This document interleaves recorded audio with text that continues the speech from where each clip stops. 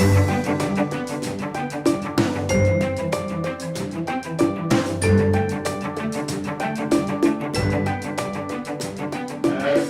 c'est Paul Lecomte, comme m'a présenté Sylvain tantôt, actuellement directeur général au FIRA, Fonds d'investissement pour la relève agricole.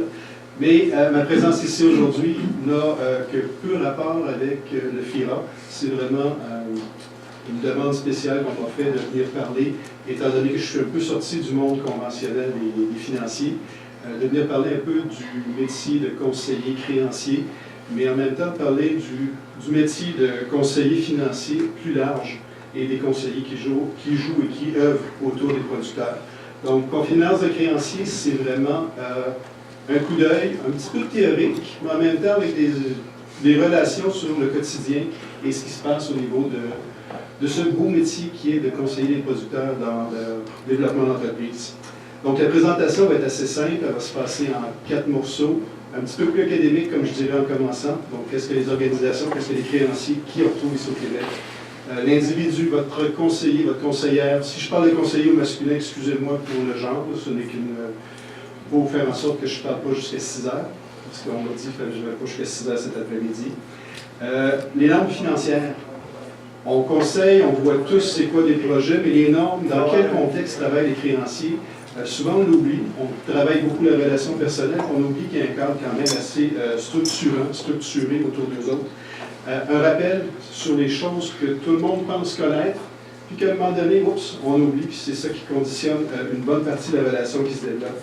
Et finalement, quelques conseils, quelques observations ici et là dans différents secteurs. Comment travaillent ultimement ces conseillers-là pour vous aider, pour aider l'entreprise à réussir? Bien, on va faire un petit tour là-dessus. Quand moi je suis sorti de l'école, ça fait déjà 3 ou 4 ans. Avant 1990. Mon premier emploi, pour vous, c'est pas compliqué, la question qu'on m'a posée, c'est où est-ce que tu travailles, ça fait combien de temps tu travailles là, puis en arrière du mur, ils m'ont pas dit ce qui s'était passé, mais ça a été très simple. Ça a l'air que j'avais payé mes comptes jusqu'à ce jour-là, puis ça passait vite. Mais dans le monde agricole, il faut s'entendre que c'est pas simplement différent. Dans le monde commercial aussi. Donc, quand on va se mettre à parler de financement dit agricole ou commercial, c'est pas juste de savoir est-ce que tu as fait tes paiements, as-tu une bonne job, c'est aussi de comprendre c'est quoi la mécanique de l'entreprise, c'est qu'est-ce qu'il y a derrière. Donc, au Québec, on retrouve des entreprises qui sont spécialisées dans le financement, comme partout ailleurs, mais au Québec particulièrement, on a quelque chose qui se distingue. On a 3 grandes tendances. La première tendance, si je fais un clin d'œil à mes amis de la financière agricole du Québec, c'est unique au Québec. On ne les trouve pas ailleurs. Leur job, c'est de conseiller, c'est spécialisé dans le monde agricole. Ils sont connectés avec tout le monde, ils ont des références à faire partout, ils sont capables de voir ce qui se passe un peu partout dans le monde agricole. Donc, on a des conseillers exceptionnels et ils ne font pas de financement, ils font vraiment du cautionnement de prêts et toute une gamme de services qu'on parle dans quelques minutes. On a nos institutions financières, ne les cachons pas, les banques, les caisses, qui eux autres se sont spécialisés en se donnant des forces de vente dont on va parler. Eux autres se spécialisent à donner du conseil. C'est ce qui les intéresse. Votre succès fait le leur. Donc, leur travail, c'est de travailler à faire en sorte que vous arriviez et vous fassiez le mieux possible et de vous apporter des services. Et finalement, il y a une série d'autres services financiers que vous allez retrouver, dont je ne parlerai pas aujourd'hui, à part maintenant. Ces autres services-là, c'est des services d'argent pur.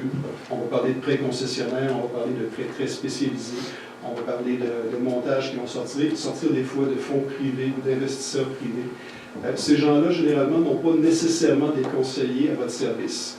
Là où on va retrouver ce que j'appelle les conseillers et les confidences que je dois livrer aujourd'hui, vont venir principalement des 2 premiers groupes dans leur travail, c'est-à-dire la financière et les institutions financières officielles. Ces organisations-là ont une spécialité. Toujours garder en tête, oui, ils ont en cœur le bonheur et le succès des entreprises, mais ils ont une spécialité et ils ont une raison d'être, c'est de faire le commerce de l'argent. C'est de faire le commerce de l'argent au profit des entreprises pour leur faciliter l'évolution de leur entreprise. Donc, ils vont vous offrir une panoplie de services en tout genre, que ce soit des comptes, l'ouverture de comptes, des transferts d'argent, des services de crédit, des services d'échange d'argent, même des produits complémentaires. On va parler des placements, des services d'assurance. Regardez, une panoplie extraordinaire de services qui est offerte par ces organisations-là. c'est toujours ça qui va avoir derrière leur relation avec vous. Ils sont intéressés à faire du commerce d'argent. Les services complémentaires, naturellement, on s'entend bien avec le temps pour se distinguer, pour être capable d'offrir une offre complète, toute la panoplie, comme je disais, de services qui s'est ajouté, fait en sorte qu'aujourd'hui, ils peuvent vous accompagner très loin dans le développement de votre entreprise. Votre conseiller qui travaille pour cette entreprise-là a un clin d'œil sur qui il est et ce qu'il fait. Sa job, OK. Au début, on remonte aux années 80, les conseillers agricoles, ça n'existait pas beaucoup au Québec. La financière en avait quelques-uns, commençait à bâtir, mais ce n'était pas la financière à l'époque. Andréane, tu te rappelles-tu du nom de l'organisation à l'époque? Et après ça, on retrouvait les conseillers définitivement dans les ministères et les organismes gouvernementaux. Depuis le temps, les institutions financières ont pris une grande part du marché et on les retrouve, ces conseillers-là, au service de ces institutions-là. Leur job, bien conseiller leur clientèle afin de la fidéliser, bien conseiller leur clientèle pour qu'ils soient prospères, bien conseiller leur clientèle pour qu'ils restent avec leur organisation, pour qu'ils puissent continuer à faire des affaires. Très simple, tout le monde connaît ça, il fallait juste penser à le rappeler parce que c'est la trame, comme je dis, c'est la trame de fond. Leur objectif, il ne faut pas se le cacher, c'est de faire des affaires qui sont rentables. Donc, la prémisse à ne jamais oublier, ces gens-là sont là pour s'assurer de votre succès, mais sont là pour s'assurer que ce qu'ils vont faire avec vous, ça vous est profitable et ça leur est profitable. La bonne business, les bons échanges font que tout s'équilibre avec le temps. Comme conseiller, pour être capable de conseiller, il faut qu'ils apprennent à connaître dans leur secteur comment ça fonctionne, connaître la valeur des choses, connaître la capacité de ce qu'on peut faire avec les éléments, avec les actifs qu'on utilise. Donc, la valeur des conseils qui vont venir va venir aussi avec leur expérience, leur expertise. Cette expertise-là, des individus triés sur le volet, on ne se le cachera pas, c'est des gens qui ont souvent une excellente formation du côté agronomique, agricole, que ce soit des techniciens, des universitaires, que ce soit des gens qui ont bâti une grande expérience dans un domaine. Des fois, une formation est compensée par une expertise, une expérience très large.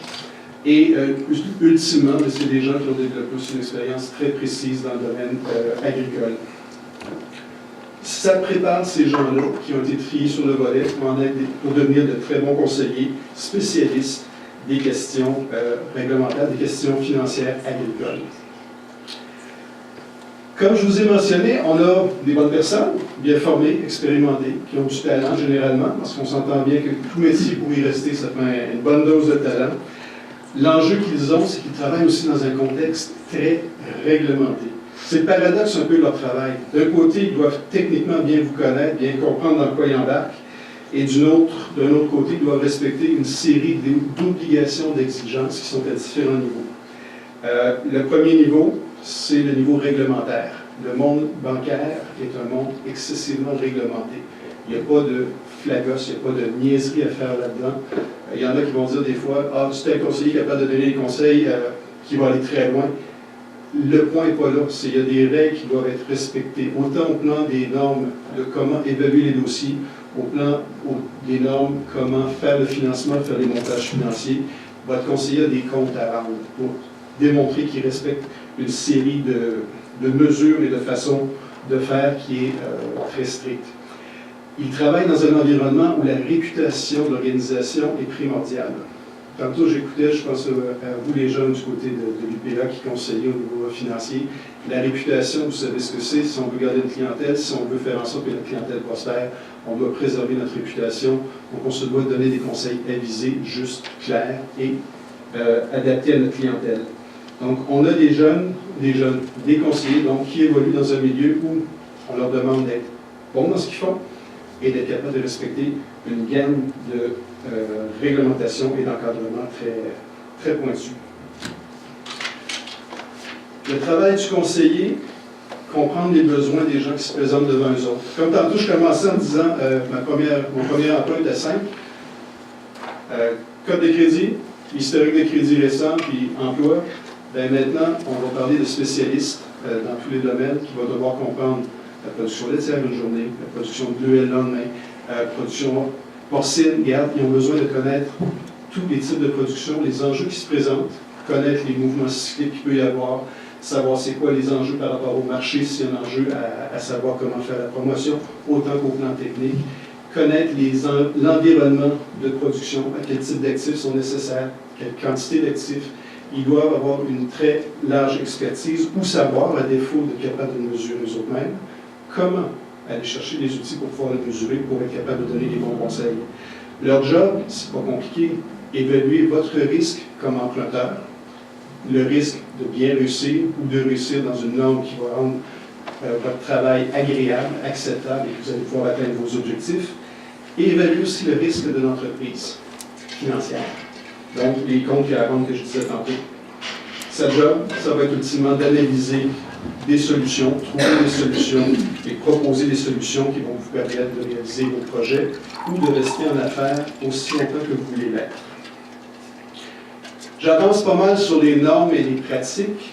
Je vous présente rapidement certaines normes qu'il faut aussi respecter. Donc, dans tout le conseil, on comprend bien qu'il travaille pour la clientèle, il doit rendre des comptes, il y a un cadre réglementaire à suivre, il faut faire attention dans le cadre réglementaire. Des fois, il y a des parties qui ne sont pas compatibles entre ce qu'il voudrait faire, ce qu'il doit faire et comment il doit faire. Je présente ici rapidement des normes très générales, et quand je dis très générales, je vois certains gens sourire.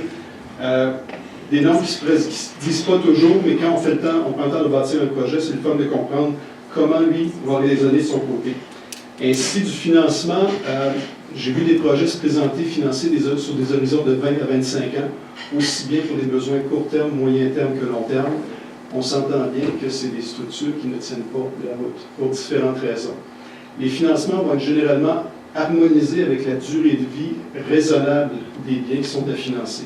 C'est pour ça qu'on va retrouver dans des financements court terme, des financements de biens sur la consommation, des bouts de biens qui vont être de durée limitée ou de biens qui rentrent dans la production. Ainsi, sur du financement très court terme, on va prendre des marges de crédit ou des financements rapides pour consolider les entreprises, parce que c'est la durée de vie de ces biens-là. Et une fois qu'ils sont passés, c'est plate de payer pour quelque chose qu'on n'a plus. Vous avez vu des fois, je pense qu'il y a une annonce qui s'est mise à passer, je crois que c'était Ford qui avait sorti ça il n'y a pas longtemps, où le couple jasait puis commençait à parler du financement de la voiture qu'il n'avait plus depuis 2 ans, 3 ans, qui continue de payer encore après la 7e, 8e, 9e année. Bien, la norme financière vient un petit peu dire qu'il ne faut pas faire des choses comme ça. Donc, un bien court terme, il se paye rapidement. Un bien moyen terme, donc quelque chose qui a une durée de vie moyenne, ou qu'on commence à réinvestir dessus après un certain laps de temps, bien, il faut financer ça à moyen terme. Exemple, de la machinerie, un tracteur, ça se finance sur 5 à 10 ans quand c'est neuf. Quand c'est usagé, ça se finance sur 3 à 7 ans. Voire, ça ne se finance pas si on pense tout de suite commencer à l'entretenir, à payer plus cher l'entretien que ce que ça vaut. Donc, c'est tout le temps de raisonner en fonction du besoin financier qui vient. Financement à long terme, on va parler des immeubles, on va parler de biens qui sont stables, donc fonds de terre, bâtiments, des choses qui devraient être encore stables dans plusieurs années, mais qu'il faut voir un certain laps de temps pour pouvoir s'en émanciper. Ces normes-là, c'est simple, ça apporte bien de la chicane quand on parle avec notre conseiller des fois. On aurait besoin de plus d'air pour pouvoir financer nos choses, pour avoir un peu plus de liquidité, mais de l'autre côté, lui a des normes à respecter, et ces normes-là sont basées sur une cohérence, sur la durée de vie du produit. Une autre norme qui amène beaucoup de graffinement et de chicane, on ne se cachera pas, c'est les normes relatives aux garanties et aux cautions. Une chose que je veux mettre claire, c'est surtout avec les gens que je suis obligé de le faire, naturellement, parce que les gens qui ont plus d'expérience ont vu des situations, puis je vois qu'autour de la table, beaucoup de monde ont assez d'expérience dans la vie, peut-être, pour avoir pris conscience de la chose. Mais lorsque le créancier demande des garanties ou des cautions, ce n'est pas pour le plaisir, c'est seulement pour préparer à l'éventualité que le prêt, pour quelque raison que ce soit, ne pourrait être remboursé. Et donc, c'est une question de dernier recours, c'est une question ultime qui ne fait pas partie de la vie normale d'un prêt, mais qui doit être mise en place au moment où ça va bien. Parce que quand ça va mal, on s'entend bien que les biens offerts en garantie vont devenir la seule façon d'honorer l'obligation financière qui vient. Et quand ça va mal, bien, généralement, il y a beaucoup de difficultés à obtenir la valeur réelle d'un bien selon un marché qui va bien. Donc, la partie des garanties des cautions, c'est bon de savoir qu'il y a des normes qui sous-entendent ça et qui va derrière ça. Comme je disais, le plus beau moment de préparer le divorce, c'est quand ça va bien. le plus beau moment d'évaluer la valeur d'une vache de race, c'est mieux quand tu la vois debout devant toi, puis tu sais combien qu'elle vaut, et quand c'est le temps d'être obligé de payer un prêt parce que ça va mal, puis que tu arrives pour chercher la vache, puis elle a juste un peu fumé sec, ou que c'est rendu une belle vache de réforme, c'est cet esprit-là que le conseiller doit garder en tête lorsqu'il regarde aux garanties. Il doit considérer au jour d'autoriser un financement, les choses vont bien, donc ça vaut peut-être cher, mais c'est seulement en situation de détresse, en situation difficile, qu'il va en avoir besoin, et c'est à ce moment-là que ça va perdre toute sa valeur. Dernière norme que je veux revoir avec vous, et vous expliquer dans quel contexte il travaille, c'est la fameuse norme du ratio pré-garanti. Ratio pré-garanti, on s'entend aussi, quand tout va bien, un bien vaut 100% de sa valeur. Si on emprunte pour pouvoir l'acheter, c'est facile, ça va de soi, on sait ce que ça vaut. Mais vous savez ce que ça vaut, une voiture, un coup que vous l'avez achetée, vous avez mis un clé dedans, vous avez roulé 5000 km avec. Est-ce quelqu'un qui a déjà essayé de revendre une voiture après 2 mois de l'avoir achetée? Oui, non? Une petite idée de qu'est-ce que ça vaut? Un bon 30% de moins. Hein? Mais la norme de ratio pré-garanti, c'est juste ça avec lequel le conseiller doit jouer aussi. Il doit penser en termes de, s'il vous demande une garantie, combien ça va valoir si jamais on tombe en situation qu'on doit rembourser le prêt en le vendant, ce bien-là. Un bien qui est pris en garantie, souvent, il y a les frais qui vont venir avec pour le régler. Il y a la perception qu'il va y avoir sur le marché, il y a le niveau d'urgence de s'en débarrasser qui va faire en sorte qu'on ne récupérera jamais sa pleine valeur. Donc, en conséquence, il y a des ratios de prêts garantis qui sont à respecter. Encore une fois, je ramène à quelques notions bien, très simples. Bien immobilier en général, on va financer ça jusqu'à 3/4, sur les 15%. Comme quand vous achetez une maison. Si vous achetez une maison et vous voulez emprunter plus, vous allez chercher les SCHL, vous allez payer une petite prime d'assurance en conséquence. Des fois, la financière va donner un petit coup de main aussi pour regarder, pour évaluer très bien le bien, puis ils vont offrir une garantie. La financière, sur 100%, offre la garantie et va faire le même travail, mais va offrir une garantie par-dessus pour le créancier qui va sécuriser beaucoup. Les biens mobiliers, ça c'est tout ce qui bouge. Donc tout ce qui n'est pas attaché à l'immeuble, tracteur, machinerie, équipement, nommez-le, tout est là, même du coton. Ça se finance sur un ordre de grandeur de 50 à 75% général. Mais il faut comprendre, 50 à 75%, c'est bon pour des biens qui se commercent. Demain matin, vous m'arrivez avec un semoir pneumatique pour microcellules en serre, c'est tellement spécialisé que probablement vous allez avoir de la misère à financer plus qu'un 30-40%. Donc, il y a une cohérence entre le niveau de capacité de revendre le bien et le pourcentage de financement potentiel. Et finalement, des stocks des recevables, de moins de 90 jours, ça se finance. Mais plus de 90 jours, oubliez ça, il n'y a pas grand financier qui va faire quoi que ce soit. Ce qui m'amène à résumer l'ensemble de ces notions-là. Un montage financier, si vous avez besoin d'1 million pour partir un projet, attendez-vous d'avoir besoin de produire plus de garanties que pour $1 million. Il y a des ratios à suivre et le tout devra s'équilibrer. Quand je raconte tout ce que je viens de vous conter là, ça s'applique beaucoup à des jeunes, ça s'applique aussi à des gens qui sont sur le point de céder, parce que vous allez voir le projet des jeunes qui arrivent, vous allez pouvoir leur expliquer un petit peu les conditions dans lesquelles ils vont embarquer, quand va venir le besoin de financement. Donc, on vient de finir de faire le tour de ce que je dirais les normes pratiques standards qui sont bons à connaître pour les jeunes qui partent en affaires. Et pour ceux qui ont déjà eu des... Vous spétez un petit peu avec leur conseiller, vous comprenez un petit peu le cadre dans lequel ils travaillent. D'un côté, conseil, ils veulent le bien, ils veulent que vous ayez bien et que vous ayez du succès, mais de l'autre côté, ils se doivent de rendre des comptes. Et ces comptes-là, les règles générales que vous venez de voir conditionnent une bonne partie du conseil qu'ils vont pouvoir vous donner et de l'accompagnement avec une solution financière qu'ils vont pouvoir vous donner. Laissez-moi vous parler maintenant de peut-être l'aspect qu'on néglige trop souvent avec le conseiller. C'est pas quelqu'un à qui on a besoin de faire une démonstration qu'on est les plus beaux, les plus fins, les plus forts, les meilleurs.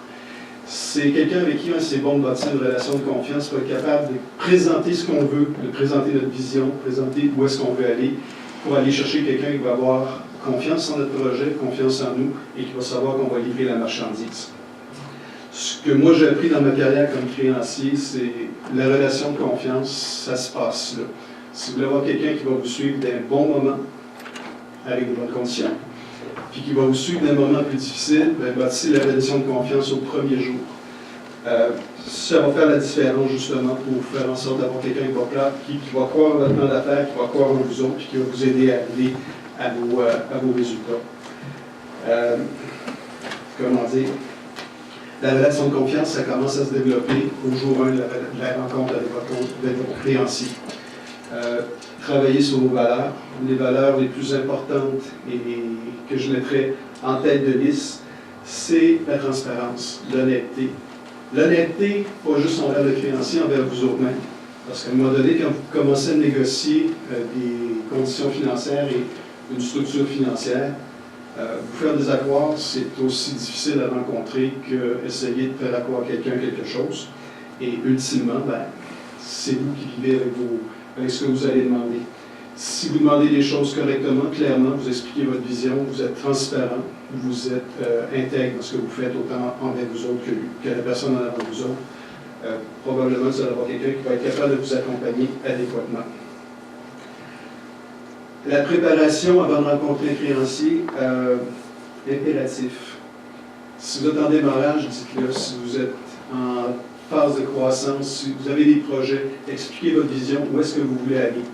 Parce que, ultimement, comme je disais tantôt, c'est une question, quand ça va bien, il n'y a pas de problème, tout le monde va se mettre le ventre à terre pour vous financer. Le monde agricole est un monde qui a une très belle offre de service au niveau financier. Mais les enjeux, c'est quand ça va moins bien. Et tout le monde sait que dans notre monde, avec les cycles qu'il y a dans tous les secteurs, il faut être capable d'avoir une relation de confiance, puis que ça soit bien compris du créancier autant que de l'entrepreneur. Donc, la préparation, la transparence, la façon d'être, la façon de travailler, je pense qu'il faut partir ça de longue haleine et être très transparent avec notre créancier. Donc, pour les jeunes, ce qu'on dit souvent, c'est assurez-vous, quand vous allez cogner à votre porte pour donner bonne première impression, assurez-vous d'avoir un plan qui démontre où est-ce que vous voulez aller, pourquoi vous voulez y aller, comment ça va être fait. Faites pas croire que vous êtes rendu plus loin dans votre cheminement. C'est comme semer des embûches ou semer des mines sur votre chemin. Et éventuellement, vous allez perdre la confiance et la crédibilité aux yeux de votre conseiller. De la même façon, il faut s'entendre qu'il y a d'autres extrémités. La confiance, c'est quelque chose qui se mérite de longue haleine. Lorsque ça fait longtemps qu'on fait affaire avec quelqu'un, c'est bon de bien préparer et de bien positionner les choses. Allez pas cogner à la porte si vous n'avez pas expliqué votre vision. Allez pas cogner à la porte pour dire, regarde, l'étable, le footing est déjà coulé, puis les robots sont commandés, alors que le financement n'est pas encore attaché. Si vous êtes déjà rendu à 350 pièces avec le vide de dette, c'est peut-être pas le temps de faire une étape de plus ou faire des investissements non productifs. Ce matin, je crois que Gérard avait bien des projets dans sa tête et ce côté de transparence-là et de préparation, 70 000 pièces était passé l'année dernière. Donc, il a déjà mis la confiance de sa conseillère. Imaginez de son conseiller financier comment c'est comme relation. Les projets qui s'en viennent, la vision, la transparence, si vous voulez avoir du monde qui aide à vous amener là où vous voulez aller, c'est bon de bien semer et de dire comment vous voulez vous y rendre. Il faut être conséquent aussi, comme je disais.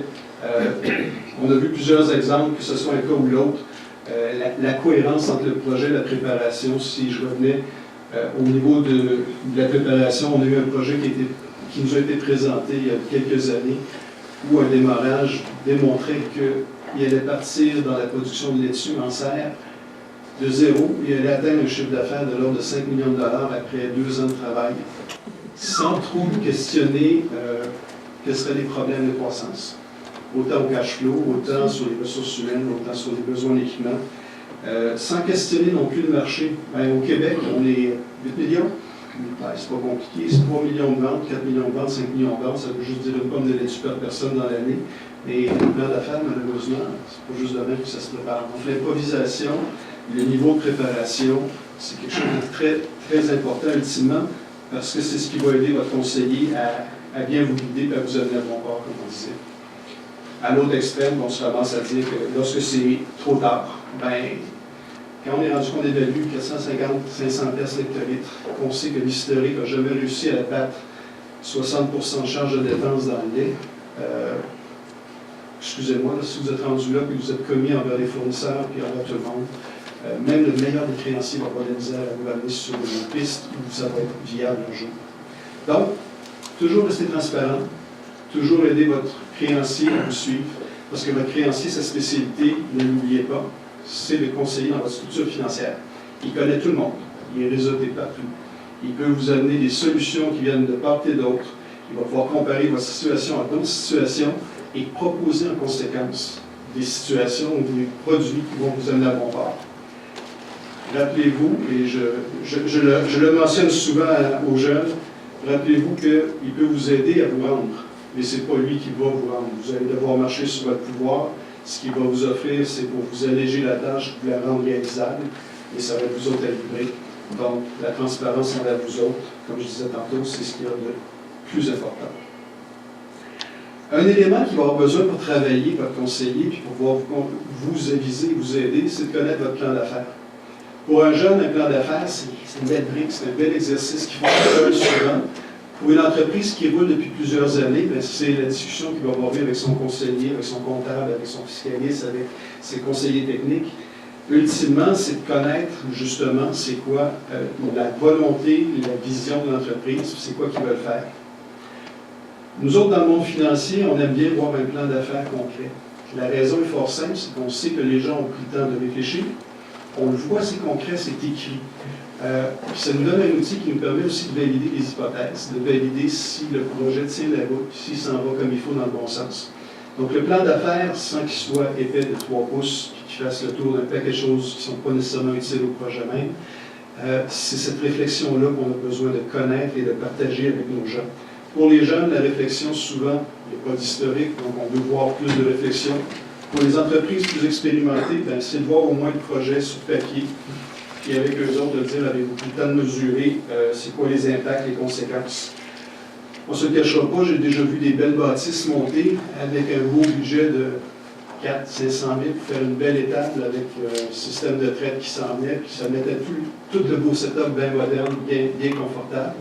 Puis par le temps que la dernière facture rentre, on se ramassait avec un magnifique dépassement de coût de l'ordre de 75, 80, voire 100%. Ça affecte beaucoup le futur de l'entreprise, ces choses-là. Et malheureusement, je le dis d'une façon très candide, mais c'est quelque chose qu'on voit souvent. Qu'on a vu trop souvent, malheureusement. Et c'est l'avenir de l'entreprise qui est en jeu. Donc le plan d'affaires, cette réflexion-là, la capacité de donner à nos conseillers un outil pour qu'ils puissent valider les hypothèses, puis on s'en va, c'est quelque chose d'utile, quelque chose de fonctionnel. C'est quelque chose qui appartient aux entrepreneurs. Ce n'est pas quelque chose qui appartient aux créanciers seulement. Donc, c'est aux entrepreneurs de pouvoir se donner cet outil-là pour respecter leur vision et s'ajuster si jamais les choses ne vont pas exactement comme ils veulent. Dans ce principe-là, on vient de donner un outil à notre conseiller financier pour qu'il puisse analyser notre situation. Et c'est là que je vais vous livrer les derniers grands thèmes des confidences du créancier. Le créancier doit analyser la demande pour conseiller, mais aussi pour respecter ces exigences que je disais tantôt. On a différentes façons d'analyser. Aujourd'hui, je vous présente une de celles qu'on retrouve souvent, et je vous la décortique en deux composantes, qui vont s'appeler 5C toutes les deux. Les 5C du crédit. Si jamais vous voulez savoir, comme tantôt, mon parallèle avec l'achat d'une maison, c'est la cote de crédit, ça fait combien de temps tu travailles, es-tu capable de respecter tes engagements? Bien, dans le monde créancier, quand on fait une analyse commerciale, on fait une analyse selon 5C. Les 5C, c'est pour couvrir l'ensemble de qui vous êtes, ce que vous voulez faire, comment vous voulez faire, et votre capacité à réussir à y arriver.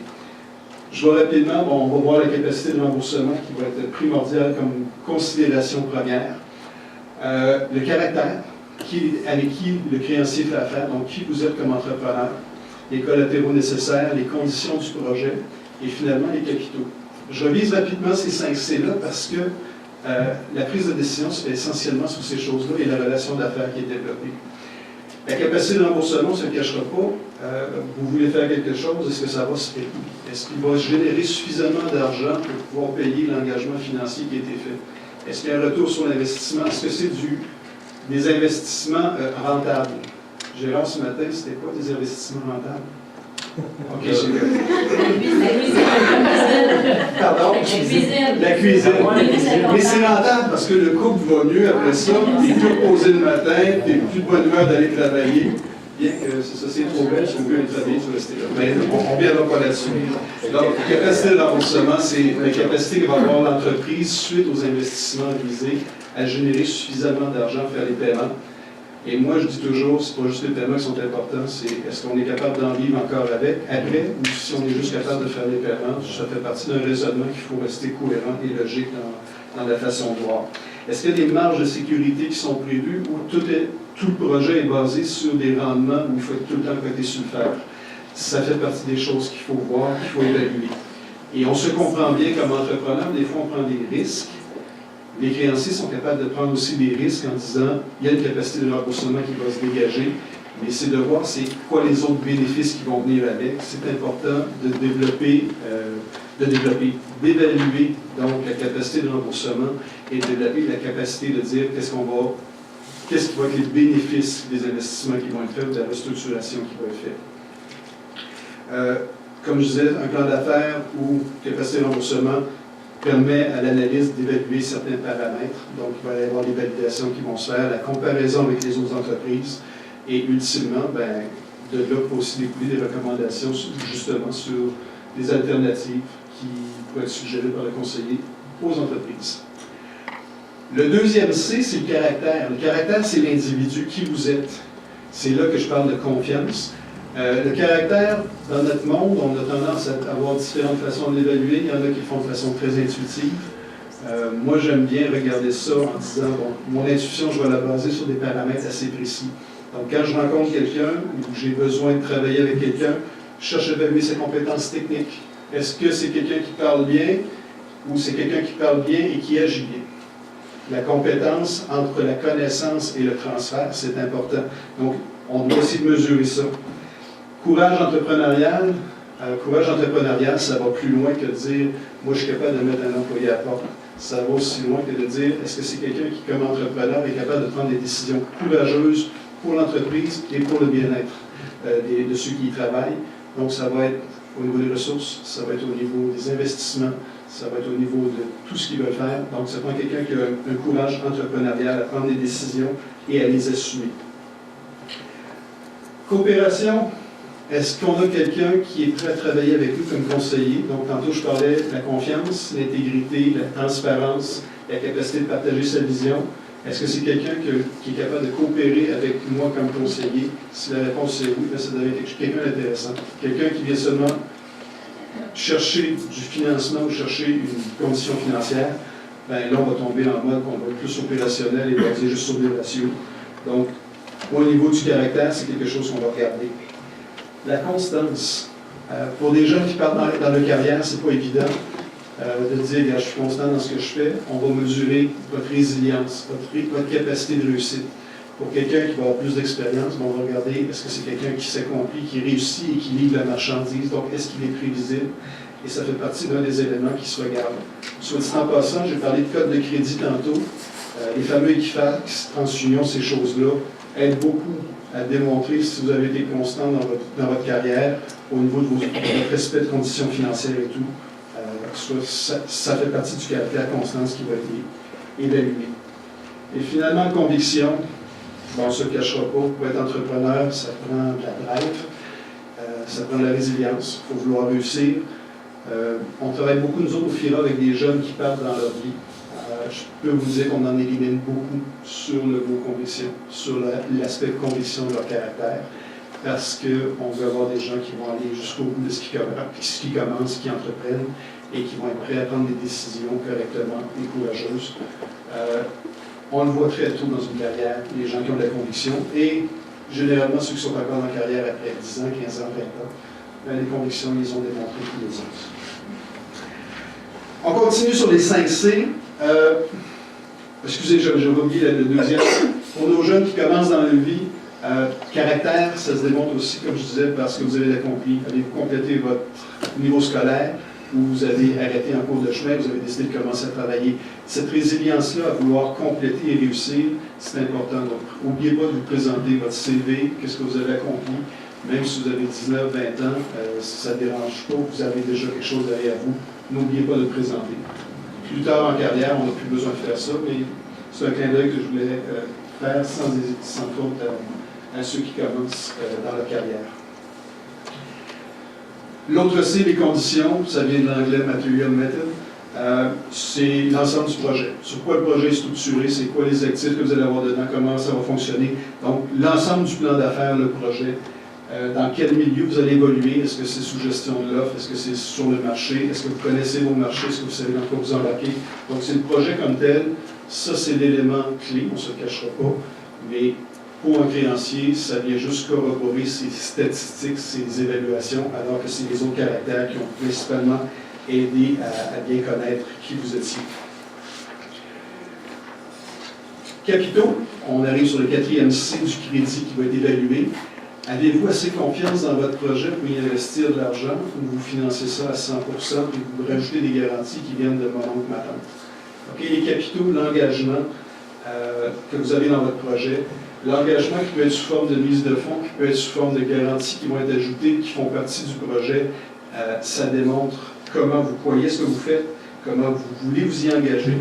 Vous n'avez pas peur de perdre parce que vous croyez que vous allez réussir, mais cet engagement-là, ça va faire la différence entre un projet qui s'aligne, qui passe et qui ne passe pas. Ça va faire la différence entre démontrer que vous avez confiance en vous et en votre projet, et pas seulement en vous. Vous démontrez que vous êtes capable de vous y investir et que vous êtes prêt à le faire. Finalement, les collatéraux, on tombe dans la partie normative de l'analyse. Les garanties, est-ce qu'ils respectent les normes? Est-ce qu'il y a besoin de caution? Est-ce que ces cautions-là respectent les normes aussi? Donc, l'ensemble de ce qui va suivre devient quelque chose de normal. Beaucoup de chicanes au niveau des collatéraux lorsqu'on se dit on est déjà parti en affaires et ça va bien. Je me rappelle d'un dossier, là on parle de 15, 16, 17 ans passés. Le père est venu parce qu'on avait refusé au fils l'achat, le financement à 97% pour l'achat de terre, parce qu'il voulait partir en agriculture. Le père est venu nous voir, il nous a engueulés comme du poisson pourri. On a malheureusement refusé le dossier. Il n'a pas accepté les conseils qu'on donnait parce qu'on disait vous n'aurez pas assez de marge de manœuvre. On vient de vivre 98, 99, 2000, ça veut vous dire, ça fait déjà quelques années. Le prix du grain est extraordinaire, les récoltes étaient bonnes. Ça allait seulement bien. Okay, des périodes comme ça, je vais faire un clin d'œil aux gens qui sont dans le port. 2014, le prix du port, ça allait bien. Okay? Il y a des belles périodes où c'est l'effervescence. Nous autres, on a dit malgré tout, on n'était pas prêt à embarquer dans ce dossier-là sous cette forme-là, parce qu'il n'y avait pas de marge de sécurité, il n'y avait pas de capacité de réinvestir. Comme c'est pour de l'achat de terre principalement, puis la machinerie neuve, on s'est trouvé du prêt concessionnaire sans conseil qui a financé à 100% les besoins financiers sur les prix du marché de la machinerie. Soit dit en passant, à 100%, quand vous avez ça du financement concessionnaire, ça se peut que si vous négociez un petit peu, vous allez avoir un meilleur rabais, mais vous allez devoir le financer à l'extérieur.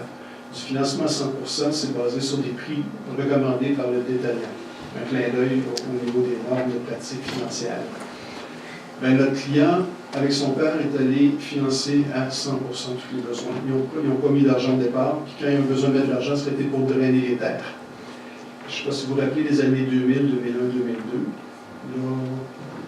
Andréane, je ne pas trop bien. Le prix du grain a baissé pas mal. Les récoltes ont été pas mal moins bonnes. Mais après 3 ans, le financement, il n'avait pas été capable de payer aucun sous de capital. Il avait investi plusieurs milliers de dollars en drainage malgré tout. Et ils ont été obligés de tout vendre. Donc le conseil qui venait dans ce cas-là était soyez cohérents dans ce que vous faites. On va vous éviter de vous mettre dans le trouble, mais il y a toujours des moyens d'arriver à faire vos fins. Et nous autres, on l'aurait fait dans la condition où le père avait engagé aussi l'entreprise familiale à embarquer dans le projet, mais ils ont gardé les entreprises séparées. La deuxième entreprise a été fermée, les terres ont été vendues et les investissements ont été perdus. C'est des banalités, mais ultimement, il ne faut pas oublier la cohérence entre les conseils qui sont donnés, les normes qui sont là, finissent toujours un jour ou l'autre par rattraper nos entrepreneurs lorsque les situations vont moins bien.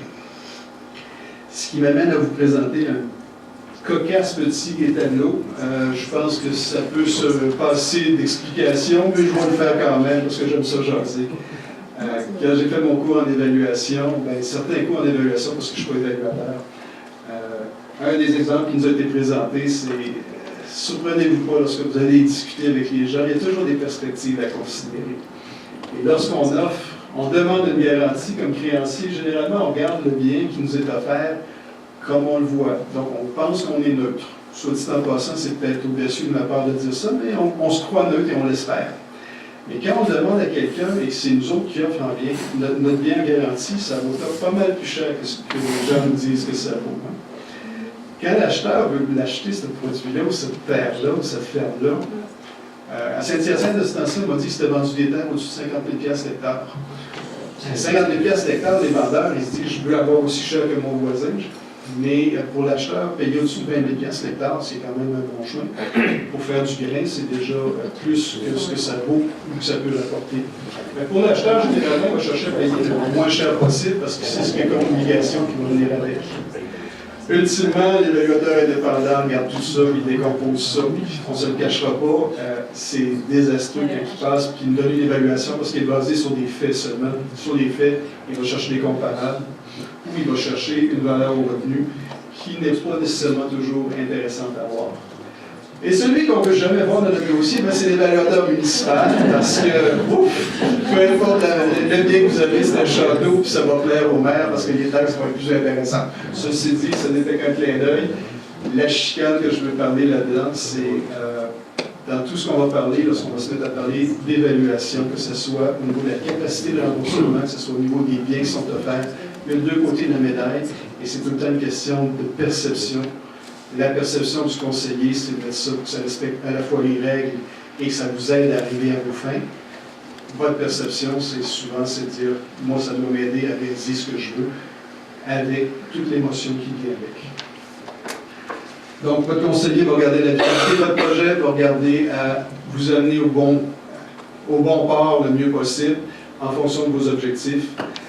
Demandez-lui son avis.